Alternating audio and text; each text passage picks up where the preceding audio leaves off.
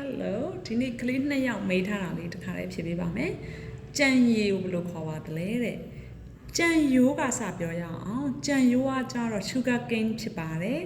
sugar cane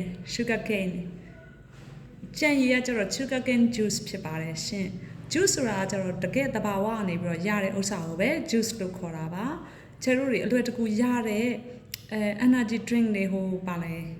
Coca-Cola တို့ဘာလို့ကျတော့ soft drink ထဲမှာပါတာပေါ့နော်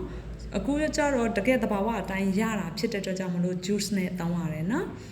နောက်တစ်ခုကကျတော့ကလေးတယောက်ကထပ်မေးထားတာကတဲ့ဟိုတို့တွေအချော်တဲ့အပ်တာကိုဘယ်လိုခေါ်လဲလို့ပြောတယ်အဝတ်ချော်တာကိုကျတော့ laundry လို့ခေါ်တာပေါ့နော် so laundry man ကိုအပ်တယ် laundry woman ကိုအပ်တယ်လို့ပြောရပါတယ်ရှင်Okay ဆိုတော့ကျေးဇူးတင်ပါတယ်ရှင်ဘ ഹു တုတ္တတွေရပြီလို့ထင်ပါတယ်လိုအပ်တာလေးတွေမေးကြရှိရဆိုရှင်ချက်ကို comment လေးမှတ်ပေးလို့ရပါတယ်ရှင်ကျေးဇူးတင်ပါတယ် English 4 skill သင်တန်းလေးတွေ73ရက်6လ2026မှာအသစ်စမှာမို့လို့လမ်းပြီးတော့ခါကျတော့မေးမြန်းနိုင်ပါတယ်ရှင်399420ခွန်1 6နှစ်ချစ်ကိုဆက်သွယ်လို့ရပါတယ်ရှင် Bye bye have a good day and good luck ကျမကြီးယူဆိုင်ကြပါ